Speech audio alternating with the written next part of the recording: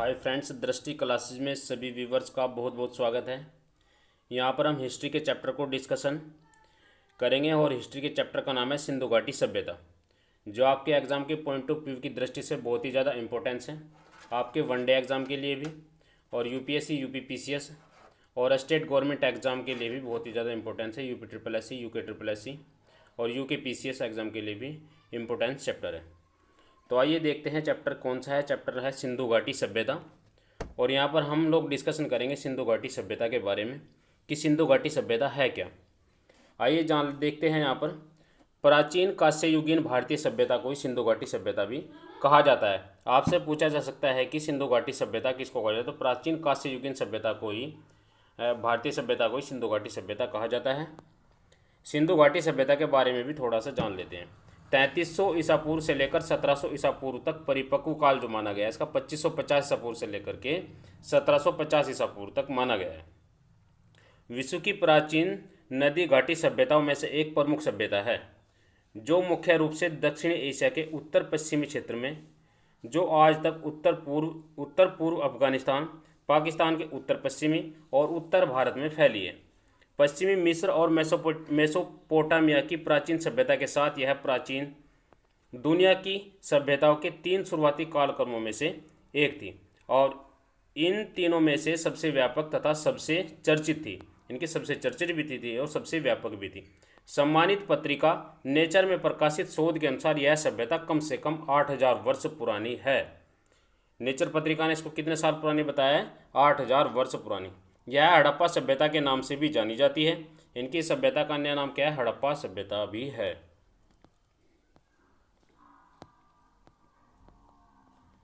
अब यहाँ पर देख लेते हैं सिंधु घाटी सभ्यता का ये मैप है और जियोग्राफिकली रेंज जो इसकी है वो पड़ती है दक्षिण एशिया में। आप वर्ल्ड ज्योग्राफी का मैप देख लेंगे, वहाँ पर दक्षिण एशिया में सिंधु घाटी सभ्यता पड़ती है। सिंधु घाटी सभ्यता अपने शुरुआती काल में 3250 से लेकर के 2750 ईसा पूर्व तक रही। ये मैप है, आप इस मैप को भी देख लीजिएगा जूम करके। अब इसका विकास सिंधु और घग्गर या हकड़ा प्राचीन सरस्वती के किनारे हुआ है। तो यहाँ से आपके वनडे एग्जाम के लिए क्वेश्चन बनता है कि घग्गर नदी को प्राचीन काल में किस नाम से जाना जाता था? तो ये जाना जाता था सरस्वती के नाम से, सरस्वती नदी के नाम से। और घग्गर नदी का अन्य नाम क्या है? अन्य नाम है हकड़ा। हड़प्पा, मोहनजोदड़ो, कालीबंगा, लोथल, धोलावीर और राखीगढ़ इसके प्रमुख केंद्र हैं। दिसंबर 2014 में भीडाना को सिंधु घाटी सभ्यता का अब तक का खोजा गया सबसे प्राचीनतम नगर माना गया है। इनके सबसे प्राचीनतम नगर कौन सा है अगर आपसे पूछा जाएगा कि क्वेश्चन में, तो कौन सा है? यह है भीडाना। ब्रिटिश काल में हुई खुदाई के आधार पर पुरातत्ववेदों और इतिहासकारों का अनुमान यह है कि यह अत्यंत विकसित सभ्यता थी और ये शहर अनेक बार बसे और उजड़े हैं। 7वीं शताब्दी में पहली बार जब लोगों ने पंजाब प्रांत में ईंट के लिए मिट्टी की खुदाई की, तब उन्हें वहां से बनाई ईंटें मिली, जिसे लोगों ने भगवान का चमत्कार माना और उनका उपयोग घर बनाने में किया। इसके बाद 1826 ईस्वी में चार्ल्स मेसन ने पहली बार इस पुरानी सभ्यता की खोज की। तो आपसे पूछा जाएगा सबसे पहले इस सभ्यता की खोज किसने की थी? तो ये की थी 1826 ईस्वी में चार्ल्स मेसन ने। कनिंघम ने 1856 ईस्वी में इस सभ्यता के बारे में सर्वेक्षण किया और 1856 में कराची से लाहौर के मध्य रेलवे लाइन के निर्माण के दौरान बर्टन बंधुओं द्वारा हड़प्पा स्थल की सूचना सरकार को दी गई। तो हड़प्पा स्थल की सूचना सर्वप्रथम सरकार को किसने दी थी? ये दी थी बर्टन बंधुओं ने। इसी क्रम में 1861 में अलेक्जेंडर कनिंघम के निर्देश में भारतीय पुरातत्व विभाग की स्थापना की गई। तो भारत आपसे पूछा जाए कि भारतीय पुरातत्व विभाग की स्थापना कब की गई थी? तो ये की गई थी 1861 ईस्वी में। 1902 में लॉर्ड कर्जन द्वारा जॉन मार्शल को भारतीय पुरातात्विक विभाग का महानिदेशक बनाया गया।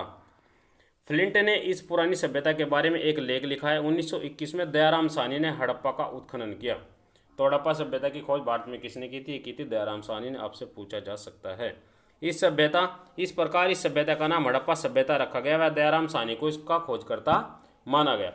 कौन है इसके खोजकर्ता? दयाराम साहनी। यह सभ्यता सिंधु नदी घाटी में फैली हुई है, इसलिए इसका नाम सिंधु घाटी सभ्यता भी रखा गया। इनकी ये जो पूरी की पूरी सभ्यता है सिंधु तथा उसकी सहायक नदियों के आसपास में ही मिलती हैं, इसलिए सिंधु नदी के नाम पर ही इस सभ्यता को अन्य नाम सिंधु घाटी सभ्यता भी रखा गया। प्रथम बार नगरों के उद्ग्रहण के कारण इसे प्रथम नगरीकरण भी कहा जाता है। प्रथम बार कांस्य के प्रयोग के कारण इसे कांस्य सभ्यता भी कहा जाता है। तो आपसे पूछा जा सकता है कि प्रथम बार कांस्य का प्रयोग किस सभ्यता में किया गया, तो ये किया गया सिंधु घाटी सभ्यता में। सिंधु घाटी सभ्यता के 14,000 केंद्रों को खोजा जा सका है। इनमें से 1400 केंद्रों को खोजा जा चुका है, सॉरी 924 केंद्र भारत में है। 80% स्थल सरस्वती नदी और उसकी सहायक नदियों के आसपास ही हैं। हमने आपसे बताया था कि सरस्वती नदी जो है किसकी सहायक नदी है, सिंधु की सहायक नदी। अभी तक कुल खोजों से 3% स्थलों का उत्खनन हो पाया है। अभी तक जो खोज की गई है उनसे सिर्फ 3% स्थलों का ही खोज हो पाया। अब नाम उत्पत्ति के बारे में जान लेते, किसके नाम का उत्पत्ति कैसे हुई। सिंधु घाटी सभ्यता का क्षेत्र अत्यंत व्यापक है। यह इंदुस या इंडस नदी के किनारे बसने वाली सभ्यता थी। अपनी भौगोलिक और उच्चारण की भिन्नताओं की वजह से इस इंडस को सिंधु कहने लगे और आगे चलकर इसी से यहाँ के रहने वाले लोगों के लिए हिंदू उच्चारण का जन्म हुआ। तो आप ये हिंदू धर्म जो माना जाता है इसका उच्चारण कहाँ से हुआ है, ये सिंधु घाटी सभ्यता से, जहाँ पर इंडस कहा जाता था और उसी से ही हिंदू शब्द की उत्पत्ति हुई है। हड़प्पा और मोहनजोदड़ो की खुदाई से इस सभ्यता के प्रमाण मिले हैं, अतः विद्वानों ने इसे सिंधु घाटी की सभ्यता का नाम दिया है, क्योंकि यह क्षेत्र सिंधु और उसकी सहायक नदियों के क्षेत्र में आता है। मैंने आपसे बोला था। बाद में रोपड़, लोथल, कालीबंगा, बनवाली, रंगपुर आदि क्षेत्रों में भी सभ्यता के अवशेष मिले जो सिंधु और उसकी सहायक नदियों के क्षेत्र से बाहर है। अतः कई इतिहासकार इस सभ्यता का प्रमुख केंद्र हड़प्पा होने के कारण इस सभ्यता को हड़प्पा सभ्यता नाम देना उचित मानते हैं। समझा गया है, जबकि हकीकत में इस नदी का नाम अंदुस है। क्या है, अंदुस है। सिंधु नदी का नाम हकीकत में क्या है, अंदुस है। तो आपसे पूछा जाता है कि सिंधु नदी का हकीकत में नाम क्या है, वास्तविक नाम क्या है, तो वह है अंदुस। ये भी आपका वनडे एग्जाम के लिए इंपॉर्टेंट क्वेश्चन है। इंडियन पुरातत्व विभाग के महानिदेशक जॉन मोर्सल ने 1924 में बंदुस 3 प्रमुख ग्रंथ लिखे। इनमें से कौन कौन से थे, अब यहाँ पर विभिन्न कालक्रम देख लेंगे। यहाँ पर 7570 से 6200 BCE भिरंडाना जो प्रारंभिक खाद्य उत्पादन युग था। 7000 से 5500 BCE मेहरगढ़ एवं पूरी मर्दांड नवपाषाण काल। ये यहाँ पर आप सभी को खुद देखने हैं, आप खुद से देख लीजिएगा जूम करके, जिसमें कुछ ज़्यादा इंपॉर्टेंस तो नहीं है।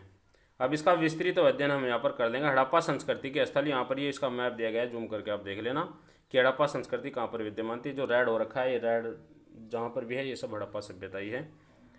सभ्यता का क्षेत्र संसार की सभी प्राचीनतम सभ्यताओं के क्षेत्र से अनेक गुना बड़ा और विशाल था। इस परिपक्व सभ्यता के केंद्र स्थल पंजाब तथा सिंध में था। तत्पश्चात इसका विस्तार दक्षिण और पूर्व की नदियों में हुआ। इस प्रकार हड़प्पा संस्कृति के अंतर्गत पंजाब, सिंध और बलूचिस्तान के भाग ही नहीं बल्कि गुजरात, राजस्थान, हरियाणा, पश्चिमी उत्तर प्रदेश के सीमांत भाग भी थे। इसका फैलाव उत्तर में मांडा, रावी नदी के तट से लेकर दक्षिण में देमाबाद, महाराष्ट्र। आपसे पूछा जाए कि देमाबाद कहाँ पड़ता है, महाराष्ट्र में पड़ता है। और पश्चिम में बलूचिस्तान के मकराना समुद्र तटवे व सुतका गेंडोर पाक के सिंध प्रांत से लेकर उत्तर पूर्व में आलमगिरी में हिरण्य तक, मेरठ और कुरुक्षेत्र तक था। प्रारंभिक विस्तार जो प्राप्त था उसमें संपूर्ण क्षेत्र त्रिभुजाकार था। उत्तर में जम्मू के मांडा से लेकर दक्षिण में गुजरात के भोगतरा तक, पश्चिम में अफगानिस्तान के सुतका गेंडोर से पूर्व में उत्तर प्रदेश के मेरठ तक। इनके पूर्वी भाग कौन सा है सिंधु घाटी सभ्यता का, ये है मेरठ। और पश्चिम में कौन सा है, अफगानिस्तान में सुतका गेंडोर है। और दक्षिण में कौन सा है, गुजरात का भोगतार है। तो ये भी आपसे पूछा जा सकता है कि सिंधु घाटी सभ्यता का उत्तरी हिस्सा कहाँ पर है, तो जम्मू कश्मीर का मांडा क्षेत्र है। और दक्षिण या गुजरात का भोगात्रे और पश्चिमी अफगानिस्तान का सुतका गेंडोर और पूर्व में उत्तर पश्चिम। और इस क्षेत्र फल 20,000 वर्ग किलोमीटर है। इस तरह यह क्षेत्र आधुनिक पाकिस्तान से बड़ा है ही प्राचीन मिस्र और मेसोपोटामिया से भी बड़ा है। ईसा पूर्व 3री और 2री सहस्त्र शताब्दी में संसार भर में किसी भी सभ्यता का क्षेत्रफल हड़प्पा संस्कृति से बड़ा नहीं है। अब तक भारतीय उपमहाद्वीप में संस्कृति के कुल 1500 स्थलों का पता लग चुका है। इनमें से कुछ आरंभिक अवस्था के हैं तो कुछ परिपक्व अवस्था के हैं और कुछ उत्तरावर्ती अवस्था के हैं। परिपक्व अवस्था वाले कम जगह ही हैं सिंधु घाटी सभ्यता। द इंडस वैली सिविलाइजेशन की जानकारी से पूर्व वैज्ञानिकों एवं विद्वानों का मानना यह है कि मानव सभ्यता का अविभाज्य आर्यों से हुआ है। इनके मानव सभ्यता की जो उत्पत्ति हुई है वो आर्य से हुई है, लेकिन सिंधु घाटी के साक्ष्य के बाद उनका भ्रम दूर हो गया है और उन्होंने यह स्वीकार करना पड़ा है कि आर्यों के आगमन से पहले प्राचीन भारत की सभ्यता पल्लवित हो चुकी थी। इस सभ्यता को सिंधु घाटी सभ्यता या सेंधव सभ्यता नाम दिया गया। तो इसको अन्य नाम भी आ गया है यहाँ पर, कौन सी है, सेंधव सभ्यता। इनमें से आधे दर्जनों को ही नगर की संज्ञा दी गई है। इनमें से दो नगर बहुत ही महत्वपूर्ण है, पंजाब का हड़प्पा तथा सिंध का मोहनजोदड़ो। तो हड़प्पा कहाँ पड़ता है, पंजाब में, और मोहनजोदड़ो कहाँ पड़ता है, सिंध प्रांत में। मूल उच्चारण मोहनजोदारो कहा जाता है इसको। शाब्दिक अर्थ है प्रेतो का टीला। मोहनजोदारो का शाब्दिक अर्थ क्या है, प्रेतो का टीला। दोनों ही स्थल वर्तमान पाकिस्तान में है। दोनों एक दूसरे से 483 किलोमीटर दूर थे और अंदुस नदी द्वारा जुड़े थे। कौन सी नदी द्वारा जुड़े थे दोनों स्थल, अंदुस नदी द्वारा। तो आपसे ये भी पूछा जा सकता है कि दोनों स्थल जो प्रांत ये पंजाब प्रांत वाले हैं, हड़प्पा और मोहनजोदड़ो, ये दोनों से किस नदी के द्वारा जुड़े हुए थे, तो ये जुड़े हुए थे अंदुस नदी के द्वारा। तीसरा नगर मोहे जो दहो से 130 किलोमीटर से चुहंदड़ो स्थल पर था, तथा चौथा नगर गुजरात के खंभात की खाड़ी के ऊपर लोथल नामक स्थान पर था। इसके अतिरिक्त राजस्थान के उत्तरी भाग में कालीबंगा। कालीबंगा कहाँ पड़ता है, ये पड़ता है राजस्थान में, आपसे पूछा जा सकता है। कालीबंगा शाब्दिक अर्थ है काले रंग की चूड़ियाँ, अर्थात काले रंग की चूड़ियाँ कहाँ से मिली है, कालीबंगा से मिली हैं, जो कहाँ पर है, राजस्थान में। तथा हरियाणा के हिसार का बनवाली। इन सभी स्थानों पर परिपक्व तथा उन्नत हड़प्पा संस्कृति के दर्शन होते हैं। सुतका गेडोर तथा सुरकोतड़ा के समुद्र तटीय नगरों में से भी इस संस्कृति की परिपक्वता अवस्था दिखाई देती है। इन दोनों की विशेषता एक नगर दुर्ग का होना। उत्तर हड़प्पा अवस्था गुजरात के काठियावाड़ प्रायद्वीप में रंगपुर और रोजड़ी स्थलों पर भी पाई गई है। इस सभ्यता की जानकारी सबसे पहले 1826 ईस्वी में चार्ल्स मेसन ने को प्राप्त हुई थी। तो आपसे पूछा जा सकता है कि सभ्यता की जो जानकारी हम सबसे पहले किसने दी थी, तो ये दी थी चार्ल्स मेसन ने। अब इनके प्रमुख शहरों के बारे में भी जान लेते हैं। वनडे एग्जाम के लिए इंपॉर्टेंस आपसे पूछा जा सकता है कि कौन सा शहर कहाँ पर पड़ता है, तो हड़प्पा पड़ता है पंजाब प्रांत है पाकिस्तान में। पंजाब जो एरिया है वो पाकिस्तान में है, यहाँ पर पड़ता है हड़प्पा। मोहनजोदड़ो पड़ता है सिंध प्रांत, लारकाना जिला, ये भी पाकिस्तान में। लोथल पड़ता है गुजरात में। कालीबंगा राजस्थान के हनुमानगढ़ जिले में। बनवाली पड़ता है हरियाणा के हिसार में। आलमगिरी उत्तर प्रदेश के मेरठ जिले में। सुतका गेडोर पड़ता है पाकिस्तान के बलूचिस्तान प्रांत में। कोट दीजी पड़ता है सिंध प्रांत में। चहुंदड़ो पड़ता है पाकिस्तान में। और सुरकोटदा पड़ता है गुजरात के कच्छ जिले में। हिंदुकुश पर्वतमाला के पार अफगानिस्तान में। सार्तुगो, यहाँ से नहरों के प्रमाण मिले हैं। मुंदीगाख जो महत्वपूर्ण है, भारत के विभिन्न राज्यों में सिंधु घाटी सभ्यता के निम्न शहर हैं। गुजरात में कौन सा है, लोथल है, सुरकोटड़ा है, रंगपुर है, रोजी, मालवद, देसूल, ये सभी कहाँ पर पड़ते हैं, ये पड़ते हैं आपके गुजरात में। और ये धोलावीरा भी गुजरात में पड़ता है, प्रभातपट्टन भी और भगतराणो भी, ये सब कहाँ पड़ते हैं, गुजरात में पड़ते हैं। हरियाणा में पड़ता है राखीगढ़ी, भिडाना, बनवाली, कुणाल, मिताथल। पंजाब में कौन कौन से पड़ते हैं, पंजाब में पड़ता है रोपड़, बाड़ा, संघोल, जिला फतेहगढ़ पंजाब। और महाराष्ट्र में पड़ता है दायमाबाद, भिडाना, बनवाली, कुणाल, मिताथल। महाराष्ट्र में पड़ता है महाराष्ट्रबाद। राजस्थान में पड़ता है कालीबंगा। जम्मू कश्मीर में पड़ता है मांडा। अब नगर निर्माण योजना। इस सभ्यता की सबसे विशेष बात यह थी कि यहाँ की विकसित नगर निर्माण योजना हड़प्पा तथा मोहनजोदड़ो दोनों नगरों के अपने दुर्ग थे, जहाँ शासक वर्ग का परिवार रहता था। प्रत्येक नगर में दुर्ग के बाहर एक उससे निम्न स्तर का शहर था, जहाँ ईंटों के मकानों में सामान्य लोग रहते थे। नगर भवनों के बारे में विशेष बात ये थी कि ये जाल की तरह विन्यस्त थे, यानी सड़कें एक दूसरे को समकोण पर काटती थी और नगर अनेक आयत खंडों में विभक्त हो जाता था। ये बात सभी सिंधु बस्तियों पर लागू होती थी, चाहे वे छोटी हो या बड़ी हो। हड़प्पा तथा मोहनजोदड़ो के भवन बड़े होते थे। वहाँ के स्मारक इस बात के प्रमाण हैं कि वहाँ के शासक मजदूर जुटाने और कर संग्रहणे में परम कुशल थे। ईंटों की बड़ी बड़ी इमारतें देखकर सामान्यतः लोगों को भी यह लगने लगा कि शासक कितने प्रतापी और प्रतिष्ठावान थे। मोहनजोदड़ो का अब तक का सबसे प्रसिद्ध स्थल है विशाल सार्वजनिक स्नानगृह, जिसका जलाशय दुर्ग के टीलों में है। इन टीलों के स्थापत्य का एक सुंदर उदाहरण यह है 11.88 मीटर लंबा, 7.01 मीटर चौड़ा तथा 2.43 मीटर गहरा है। दोनों सिरों पर तल तक जाने की सीढ़ियाँ लगी हैं। बगल में कपड़े बदलने के लिए कमरे हैं। स्नानघर का फर्श पक्की ईंटों का बना है। पास के कमरे में एक बड़ा सा कुआं है जिसका पानी निकालकर हौज में डाला जाता था। हौज के कोनों में नगर निर्गम है जिससे पानी बाहर नाले में जाता था। ऐसा माना जाता है कि यह विशाल स्नानागार धर्मानुष्ठान संबंधित स्नान के लिए बना होगा, जो भारत में पारंपरिक रूप से धार्मिक कार्यों के लिए आवश्यक रहा है।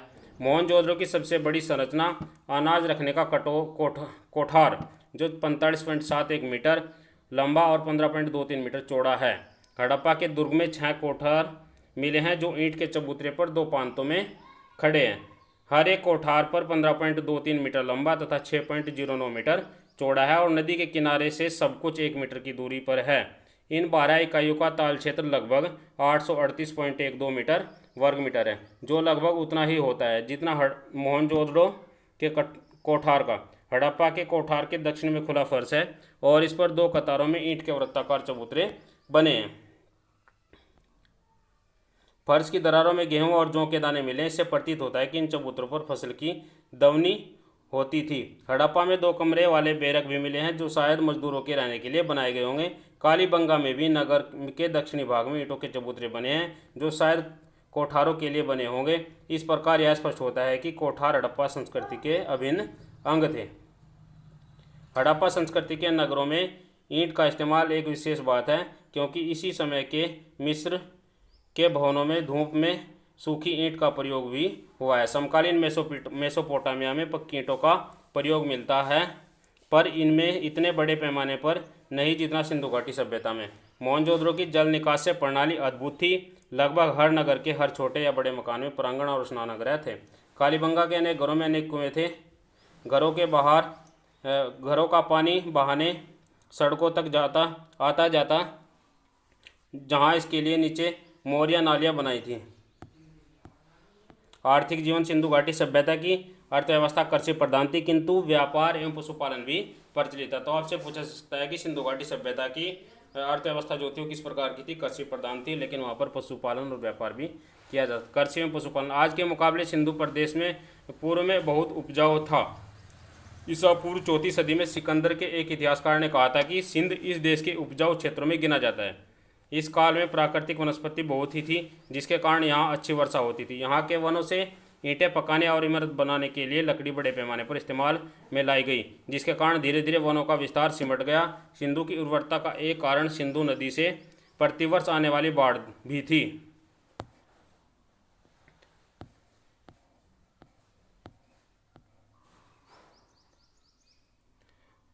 राजस्थान में इस काल में हल जोते जाते थे। सिंधु घाटी सभ्यता के लोग गेहूं, जौ, राई, मटर, ज्वार आदि अनाज पैदा करते थे। तो आपसे पूछा जा सकता है कि सिंधु घाटी सभ्यता के लोग किस अनाज का उपयोग करते थे। तो आपसे 4 ऑप्शन दे दी जाएंगे, उनमें से एक इनमें से होगा और बाकी नहीं होगा। गेहूँ, जौ, राई, मटर, ज्वार, इन सभी का वो उपयोग करते थे। ये 2 किस्म की गेहूँ का पैदावार करते थे। बनवाली में मिले जो उन्नत किस्म का है, इसके अलावा वे तिल और सरसों भी उपजाते थे। सबसे पहले कपास भी यहाँ ही पैदा की गई थी। तो सबसे पहले कपास कहाँ पैदा की गई थी? ये सिंधु घाटी सभ्यता में पैदा की गई थी। तो आपसे पूछा सकता है कि सबसे पहले कपास कहाँ से पैदा की गई? सिंधु घाटी सभ्यता में पैदा की गई थी। इसी के नाम पर यूनानियों के लोग इस सिंडस कहने लगे। हड़प्पा एक कृषि प्रधान संस्कृति थी, पर यहाँ के लोग पशुपालन भी करते थे। बैल, गाय, भैंस, बकरी, भेड़ और सुअर पालन करते थे। हड़प्पा लोगों को हाथी तथा गेंडे का भी ज्ञान था।